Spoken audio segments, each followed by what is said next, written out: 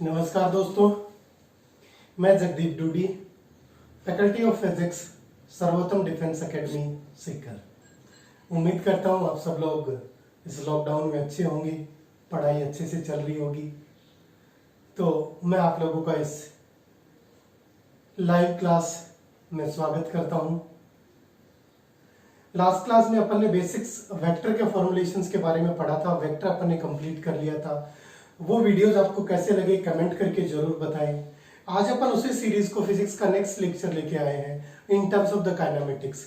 यदि मैं examination point of view से बात करूं तो कोई भी कंपटीशन एग्जाम्स आप दे लें, चाहे वो नेवी एयरफोर्स की बात कर लें, चाहे नीट जेई की बात कर लें, तो हर जगह कहीं ना कहीं इससे 2 से 3 क्वेश्चंस आपके पास से मिलते हैं। बेसिक चीजें होती हैं। अपन इनको स्टार्ट करते हैं बिल्कुल बेसिक्स से। एक एक कॉन्सेप्ट के साथ समझाऊंगा, बस साथ जुड़े रहिए। हाँ, यदि ये वीडियो अच्छा लग रहा है, जो भी लाइव देख रहे हैं ज्यादा से ज्यादा इसको शेयर करें ताकि इंफॉर्मेशन बहुत से लोगों तक पहुंचे। जितना ज्यादा इन्फॉर्म करेंगे, जितना ज्यादा शेयर करेंगे, उतना ही ज्यादा मोटिवेशन मुझे मिलेगा आप लोगों के लिए कुछ अच्छा करने का। चलिए स्टार्ट करते हैं। We are started with the kinematics. गतिकी की बात करते हैं। तो सबसे पहले अपन बात करते हैं गति एग्जैक्टली होती क्या है। तो जब अपन किसी भी वस्तु की गति या मोशन की बात कर रहे हैं, अपन कब कह सकते हैं कि object is to be in motion. इसका मतलब it is to be changing the position of itself with respect to time. यदि कोई भी वस्तु समय के साथ अपनी स्थिति में परिवर्तन कर रही है, इसका मतलब वो किस स्थिति में है? गतिमान अवस्था में है। तो इसी स्थिति को अपन क्या बोलते हैं? गति की स्थिति बोलते हैं। लाइक जैसे मैं इस बोर्ड के सामने यदि चल रहा हूं, इसका मतलब मेरी स्थिति में लगातार क्या हो रहा है? समय के साथ परिवर्तन नहीं हो रहा है। यही परिवर्तन क्या बताता है? गति की अवस्था को बताता है। अब यदि मैं मान लीजिए इस बोर्ड के सामने एक स्टैंडिंग फॉर्मुलेशंस में हूं, स्थिर अवस्था में हूं, इसका मतलब क्या हुआ कि there is no change of the position, कि यहां पर समय के साथ मेरी स्थिति में कोई परिवर्तन नहीं हुआ। इसका मतलब ये मैं क्या हूं? स्थिर हूं। तो आपके पास फॉर्मुलेशंस, जब अपन बात करते हैं मोशन की, तो क्या कहलाता है? स्थिति में समय के साथ परिवर्तन। चाहे आप वस्तु के लिए बोल दो, ऑब्जेक्ट के लिए बोल दो, किसी भी पर्टिकुलर पर्सन के लिए बोल दो, किसी कार के लिए बोल दो। दैट्स व्हाई अपन उस चीज की रटी रटाई लाइन की तरफ नहीं जा रहे कि किसी भी वस्तु की स्थिति में समय के साथ परिवर्तन को ही गतिमान अवस्था कहते हैं। ऐसा कुछ नहीं। अपन को सिर्फ इतना ध्यान रखना है कि जब कोई भी ऑब्जेक्ट आपके पास with respect to time अपनी पोजीशंस में चेंज करता है, it means it is to be in the motion conditions. Next we are talking about the rest. It means विराम अवस्था, स्थिर अवस्था क्या होगी? It is to be the initial positions, प्रारंभिक स्थिति और गति के बाद की स्थिति। जैसे मान लीजिए कि मैं यहाँ पे खड़ा हूं, मैं इनिशियली कैसा हूं? स्थिर अवस्था में हूं। इसका मतलब मेरी अवस्था कैसी है? स्थिर अवस्था है। अब मैंने धीरे धीरे क्या फॉर्मुलेट किया? अपने आप को चलना स्टार्ट किया। तो यदि मैंने चलना स्टार्ट किया, इसका मतलब मेरी स्थिति में परिवर्तन आया। लेकिन एक निश्चित समय अंतराल बाद प्रत्येक वस्तु किस में आती है? स्थिर अवस्था में आती है।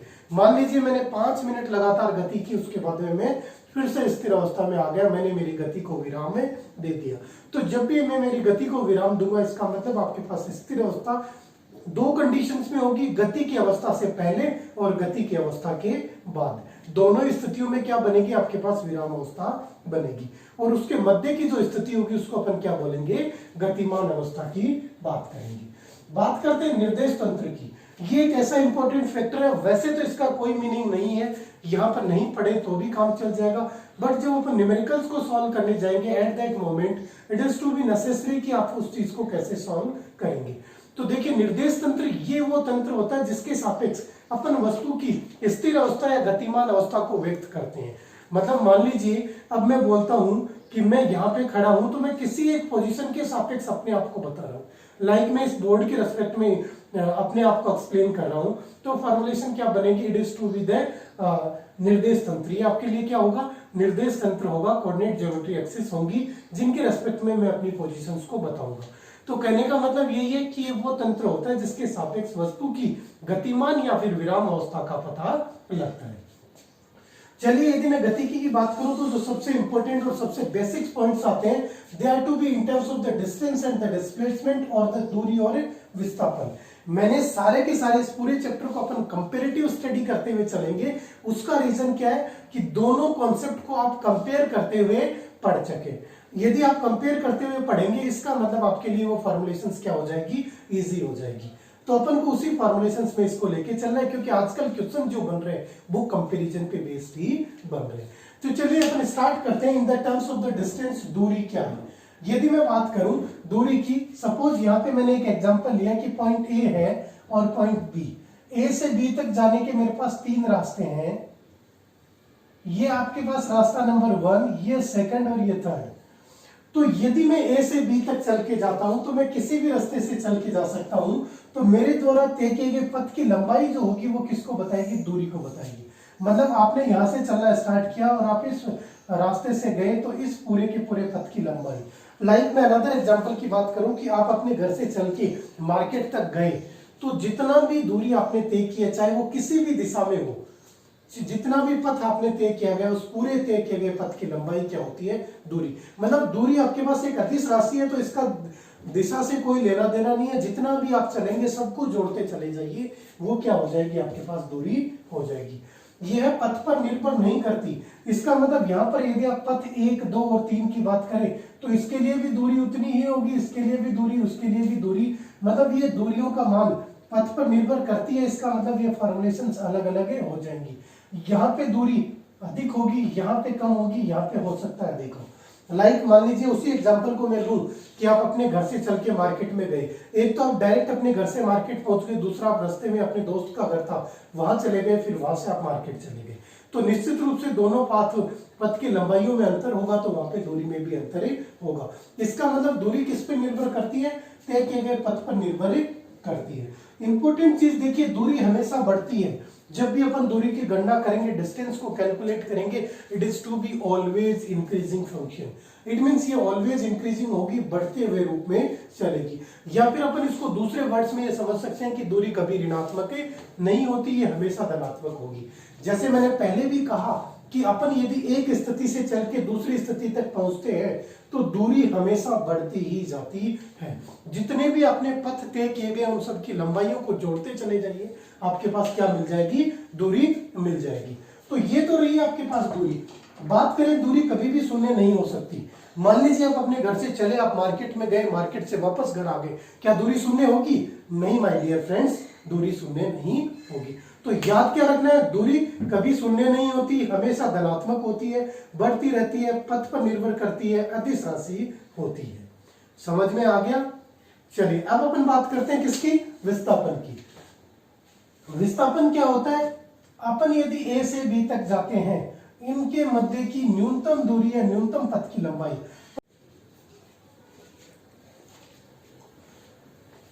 तो देखिए विस्थापन के लिए अपन ने क्या देखा कि ये पथ की न्यूनतम लंबाई है और ये पथ की लंबाई है, दोनों में अंतर है कि दूरी अधिकतम होती है और विस्थापन न्यूनतम होता है। जितने कम से कम दूरी आप तय कर सकते हो वो क्या होता है, आपके पास से विस्थापन होता है। यह प्रारंभिक और अंतिम बिंदु के मध्य की न्यूनतम दूरी है। इसका मतलब जब अपन गतिमान अवस्था में होंगे तो अपन एक बिंदु से गति प्रारंभ करेंगे और किसी दूसरे बिंदु पर जाके अपनी गति का अंत करेंगे।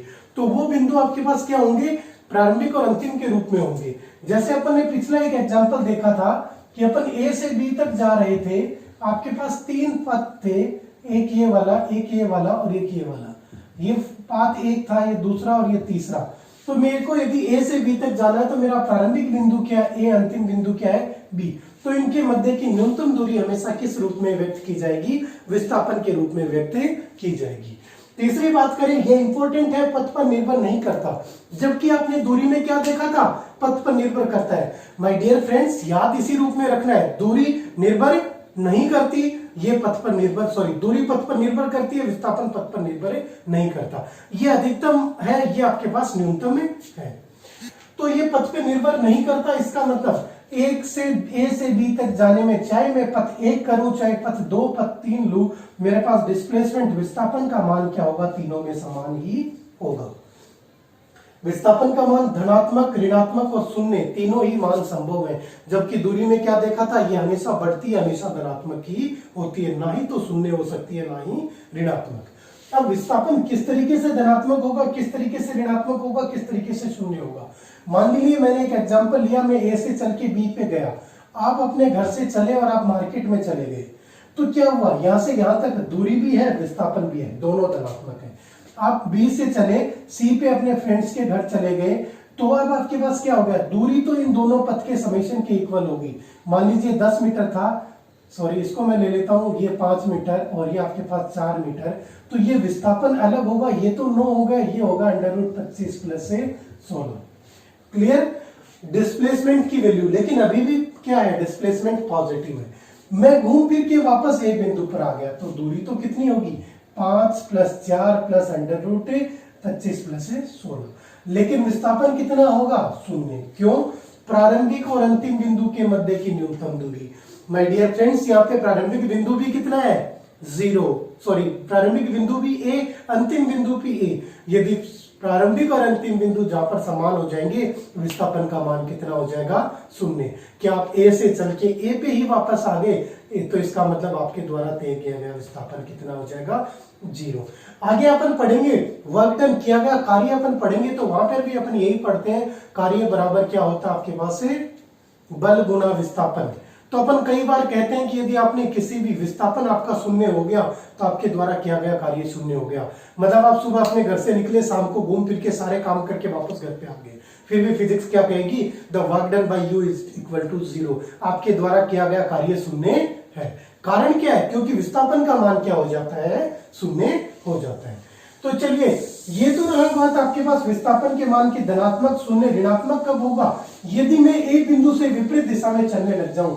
क्योंकि डियर फ्रेंड्स, विस्थापन आपके पास कैसी राशि है, एक सदिश राशि है, और आपके पास दूरी जो थी वो कैसी राशि थी, अदिश राशि थी। यदि मेरे पास कोई सदिश राशि है और उसकी दिशा को मैं विपरीत कर दूं, तो इसीलिए अपन ने पहले सदिश को पढ़ा था कि जब भी अपन सदिश की दिशा को विपरीत कर देते हैं, तो वो किसमें चेंज हो जाता है, ऋणात्मक सदिश में। इसका मतलब यहाँ पर विस्थापन का मान क्या होता जाएगा, ऋणात्मक। लेकिन दूरी का मान अभी भी बढ़ता जाएगा। दूरी मान लीजिए 3 मीटर है, तो दूरी होगी 5 + 4 प्लस √25 प्लस 16 प्लस 3। लेकिन विस्थापन का मान कितना होगा, -3 हो जाएगा। और उसके साथ अपन दिशा के रूप में भी व्यक्त करेंगे, वो भी अपन अभी डिटेल्स में देखेंगे। तो ये बेसिक अंतर था दूरी और विस्थापन में। अब यहाँ से आपके पास क्वेश्चंस किस किस तरीके के बनते हैं, काफी अच्छे अच्छे कॉन्सेप्चुअल क्वेश्चन बनते हैं। बस आप साथ जुड़े रहिए, विश्वास रखिए, इस लेवल की फिजिक्स अपन तैयार कर लेंगे कि अपन को किसी बुक की जरूरत नहीं पड़ेगी। चाहे किसी बुक के उठा के क्वेश्चंस लगा लेना, सारे क्वेश्चंस आपके चुटकियों में सॉल्व हो जाएंगे। चलिए स्टार्ट करते हैं कुछ क्वेश्चंस को लेकर। मान लीजिए मेरे पास कोई भी इस तरीके का एक सेमी सर्कुलर शेप है। क्वेश्चन नंबर 1 की बात कर रहा हूं। ये मैंने कोई भी एक सेमी सर्कुलर शेप लिया। यदि मैं सेमी सर्कल लेता हूं, तो अब मैं आपसे पूछता हूं कि इसके द्वारा बिंदु A से B तक तय की गई दूरी और विस्थापन का मान कितना होगा। मतलब एक तो आपको डिस्टेंस कैलकुलेट करनी है और दूसरा आपको डिस्प्लेसमेंट कैलकुलेट करना है। दूरी और विस्थापन, दूरी तो अपन ऑलरेडी देख चुके हैं। ये आपके पास क्या है, अर्धवर्त है। तो अर्धवर्त की परिधि, यदि पूर्ण वर्ताकार पथ होता है तो परिधि कितनी होती है, 2πr। तो यहाँ पे दूरी कितनी होगी, πr। क्योंकि पूर्ण वर्त के लिए आपके पास फॉर्मुलेशंस क्या होती है, पूर्ण वर्त की परिधि कितनी होती है, 2πr। तो आपके पास अर्धवर्त के लिए क्या फॉर्मुलेशन हो जाएगी, it is to be 2πr divide by 2, तो कितना बन जाएगा, πr। तो दूरी तो कितनी होगी, πr, बट विस्थापन क्या होगा। यहां से देखो फॉर्मुलेशंस क्या है, डिस्टेंस और डिस्प्लेसमेंट। न्यूनतम दूरी यहां से चल के यहां तक न्यूनतम कैसे पहुंचा जा सकता है, ये r है और ये r, तो डिस्प्लेसमेंट कितना हो गया, 2 × r। यदि यहाँ पे स्मॉल r ले रखा है तो यहाँ पे अपन स्मॉल r लेते हैं ताकि दोनों रिलेटेड हो जाए। अब यहाँ से देखना, मैं एक इंपॉर्टेंट रिलेशन निकालने वाला हूं जिसकी बहुत सी बार एग्जाम्स में पूछा जाता है। यदि ये रिलेशन याद है तो आपके बहुत सारे क्वेश्चन सिर्फ इस रिलेशन के बेस पे सॉल्व हो जाएंगे। देखिए इन दोनों का मैं रेशियो कैलकुलेट करता हूं तो मेरे पास फॉर्मुलेशंस कितनी आ जाएगी। अपन यहां से एक चीज देखते हैं कि डिस्टेंस इज ग्रेटर देन और इक्वल टू डिस्प्लेसमेंट। मतलब आपके पास दूरी का मान हमेशा, यहां पर मैंने मैग्नीट्यूड लगाया, आप नहीं लगाओ तो भी कोई प्रॉब्लम नहीं है, बट मैग्नीट्यूड संख्यात्मक मान को व्यक्त कर रहा है, क्योंकि आपके पास जो विस्थापन है वो ऋणात्मक भी संभव है। तो इसकी formulations, distance is always to be greater than equal to displacement. तो इन दोनों को यदि मैं डिवाइड करूं तो मेरे पास फॉर्मुलेशंस क्या बनेगा, डिस्टेंस अपॉन डिस्प्लेसमेंट, इन दोनों का रेशियो ऑलवेज ग्रेटर देन और इक्वल टू 1। क्या ये सही लिखा है, ये हमेशा किससे होगा, 1 से बड़ा होगा। तो तो अब आपको कई बार इस तरीके का क्वेश्चन, मान लीजिए इसी क्वेश्चन में पूछता कि डिस्टेंस और डिस्प्लेसमेंट का रेशियो क्या होगा, तो अपन किस तरीके से कैलकुलेट करेंगे डिस्टेंस अपॉन डिस्प्लेसमेंट की वैल्यू। यहां से देखिए आपके पास डिस्टेंस अपॉन डिस्प्लेसमेंट, तो ये तो डिस्टेंस और ये आपके पास है डिस्प्लेसमेंट, कितना होगा pi r upon 2r। R से आर कैंसिल आउट हो गया, it is to be pi by 2। Sir 90 degree answer आ गया। अब नालायक हो, आपको किस टर्म्स में पूछा है, रेशियो के टर्म्स में। पाई की वैल्यू कितनी होती है, it is to be equal to 3.14 divide by 2, तो कितना होगा 1.725 के रेस्पेक्ट में आपके पास आंसर आ जाएगा। क्लियर है, समझ आ रहा है। बस कॉन्सेप्ट ऐसे बना दूंगा कि सोचने की जरूरत नहीं पड़ेगी, बट जितना पढ़ा रहा हूं उतना डेली रिवाइज करते चले। अपने के पास जो भी बुक्स है, जो भी मटेरियल है, उससे क्वेश्चन लगाते हुए। तो देखिए नेक्स्ट क्वेश्चन की बात करते हैं, क्वेश्चन नंबर 2 और क्वेश्चन नंबर 3। क्वेश्चन नंबर 2 क्या कह रहा है, एक पूर्ण वर्ताकार पथ में तय की गई दूरी, मतलब आप एक वर्ताकार पथ पूरा कर रहे हैं तो उसमें दूरी क्या होगी और विस्थापन का मान कितना होगा। चलिए बात करते हैं पूर्ण वर्त, इसका मतलब आप एक बिंदु से चले, आपने वर्त पूर्ण कर लिया, तो तय की गई दूरी कितनी होगी, सीधा सीधा आइडिया लग रहा है, उसकी परिधि के बराबर होगी, equal to the circumference of that circle. वो कितना होता है 2 पाई आर। तो यहां से आपके पास दूरी की वैल्यू तो कितनी आ गई 2 पाई आर। चलिए बात करते हैं विस्थापन की, विस्थापन कितना होगा। विस्थापन देखिए, आप एक बिंदु से चलना प्रारंभ किया और वापस उसी बिंदु पे आ गए, फिर वही कहानी, लौट के बुद्धू घर को आया, इसका मतलब उसने कुछ भी नहीं कमाया। जब वो वहीं से चल के वापस वहीं आ गया, इसका मतलब विस्थापन का मान है 0। तो यहाँ पे विस्थापन कितना हो गया 0। यदि मैं दोनों के अनुपात की बात करूं तो किस रूप में आ जाएगा, अनंत। तो आपसे पूछा जा सकता है कि एक पूर्ण वर्ताकार पथ को तय करने में, या एक कार किसी भी वर्ताकार पथ पे चलते हुए एक पूर्ण वर्त पूरा कर लेती है, तो उसके द्वारा तय की गई दूरी और विस्थापन का अनुपात होगा। ऑप्शन दे देगा, 0 दे देगा, अनंत दे देगा, पाई या बाई 2 दे देगा, 2 अपॉन पाई दे देगा। तो फॉर्मुलेशंस कितनी बन रही है, अनंत बन रही है। पर ध्यान देना, हो सकता है क्वेश्चन में दूरी बटे विस्थापन की जगह विस्थापन बटे दूरी पूछ ले। हमेशा रटना नहीं है, कॉन्सेप्ट को ध्यान में रखना है। फिर वही कह रहा हूं, कॉन्सेप्ट ऐसे बना दूंगा कि कहीं सोचने की जरूरत नहीं पड़ेगी। बस कॉन्सेप्ट पढ़ते जाओ, क्वेश्चन लगाते जाओ, कुछ भी नहीं बचेगा। चलिए अगले क्वेश्चन पे आ जाते हैं। ए और बी के मध्य की गति में दूरी तथा विस्थापन का मान कितना होगा। इसका मतलब यहाँ पर आपको ए और बी, ये बिंदु दे रखे हैं, ये बिंदु ए है, ये बिंदु बी है, तो इन दोनों के मध्य की दूरी और विस्थापन कितना होगा। चल बच्चा, दूरी कितनी होगी, यहां से चल के यहां पे चलूंगा, यही तो दूरी होगी। अब इस दूरी को कैलकुलेट कैसे करेंगे, पूरा चक्कर लगाते थे 2 पाई आर, आधा लगाया पाई आर, उसका भी आधा लगाया, तो कितना बन गया पाई आर बाई 2। समझ आ रहा है कुछ। पूर्ण रूप से चक्कर लगाया 2 पाई आर, आधा लगाया 2 पाई आर बटे 2 पाई आर, उसका भी आधा लगाया पाई आर बटे 2, कितना हो गया पाई आर बाई 2। विस्थापन कितना होगा, विस्थापन होता है तय की गई दूरी, न्यूनतम दूरी। तो न्यूनतम दूरी क्या बन सकती है, यहां से यहां तक न्यूनतम दूरी यही बन सकती है, ए से अपन चल के सीधे बी की तरफ चले जाए। तो यदि आप थोड़ा सा ऑब्जर्व करेंगे तो ये दूरी कितनी होगी, यहाँ पे आपके पास एक समकोण त्रिभुज बन रहा है, और समकोण त्रिभुज में कौन सा, पाइथागोरस प्रमेय लग जाएगी, कर्ण का स्क्वायर बराबर आधार का स्क्वायर प्लस लंब का स्क्वायर। तो विस्थापन कितना हो जाएगा, अंडर रूट आधार आर, कर्ण लंब आर, तो under root R square plus R square कितना बन गया 2r स्क्वायर, तो ये कितना बन गया अंडर रूट 2 इंटू आर। यदि आपको अनुपात ज्ञात करना हो दूरी बटे विस्थापन, तो क्या फॉर्मुलेशंस बनेगी, pi are by 2 upon under root 2 into are.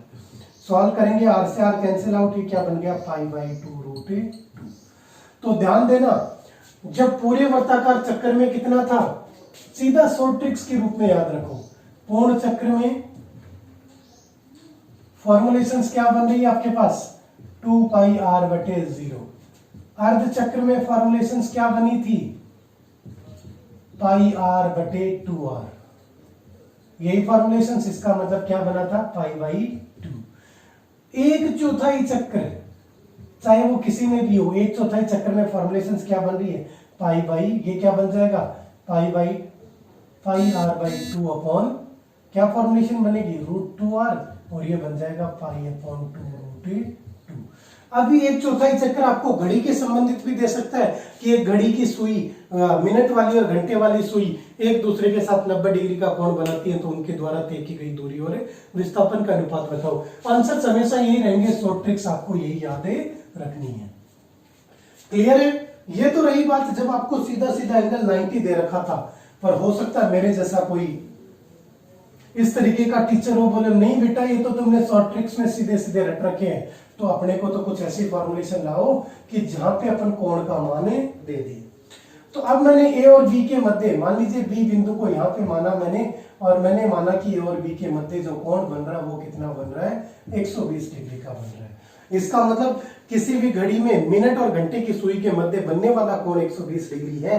अब आपको दूरी और विस्थापन का मान ज्ञात करना है।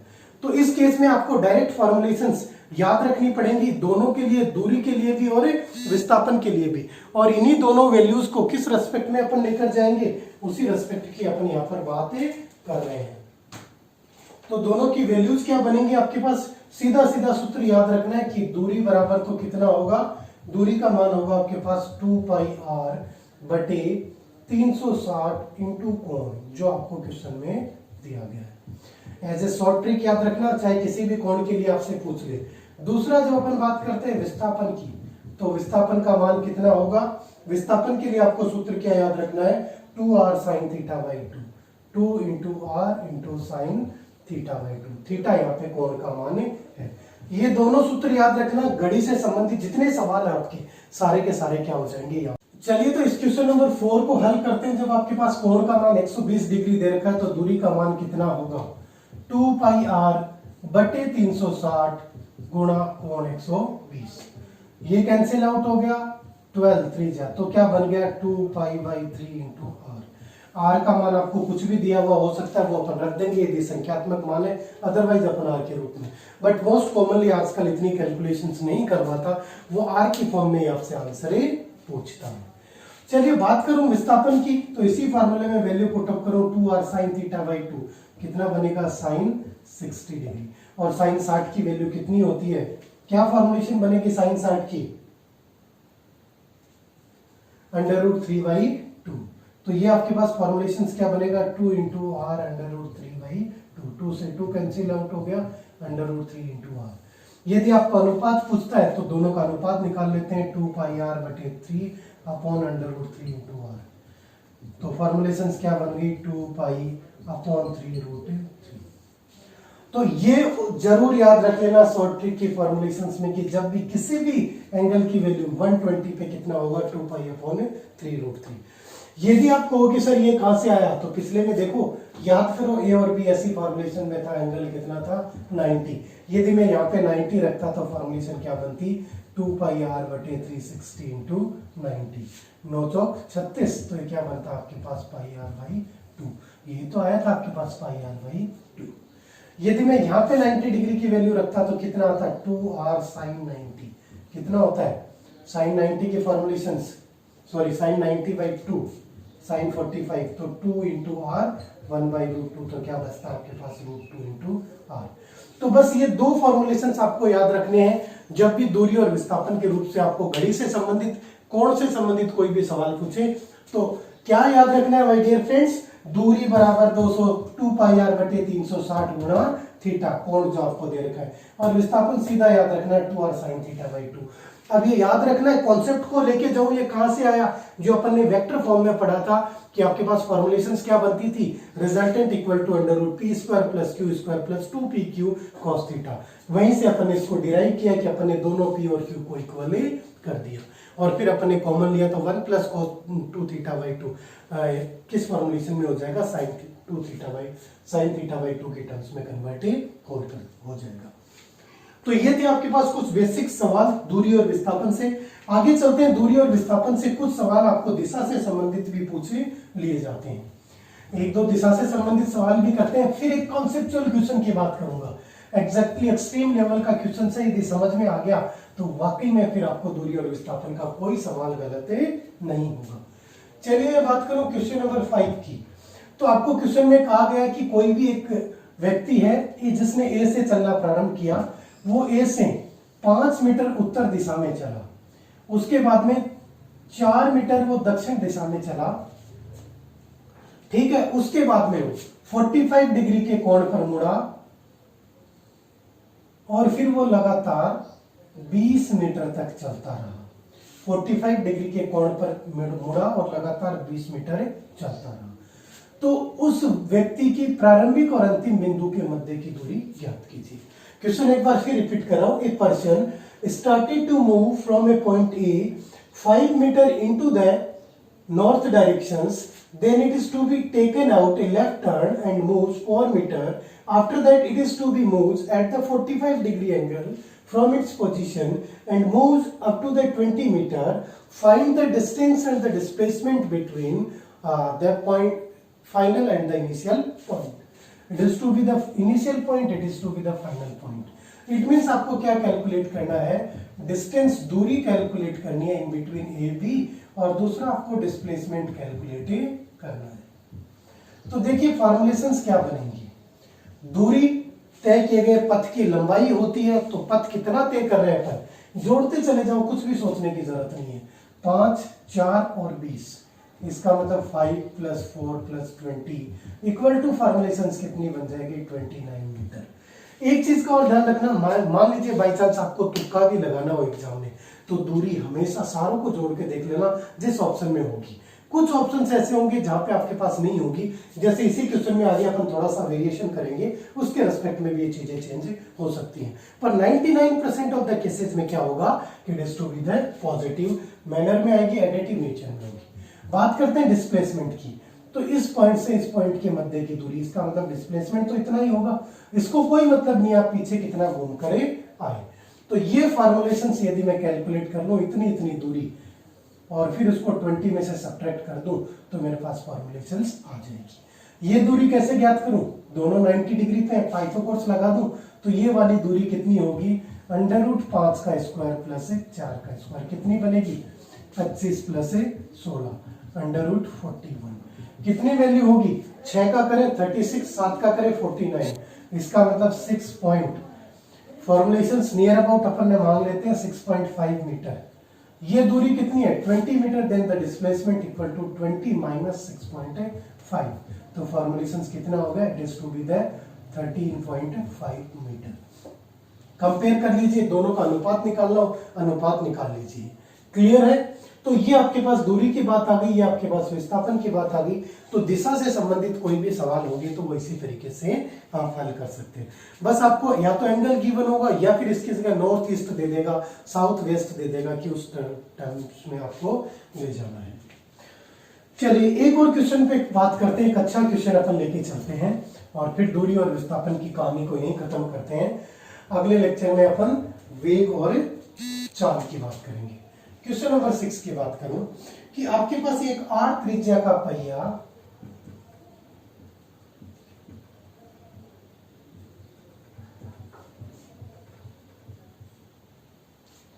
रोड पर लुढ़क रहा है,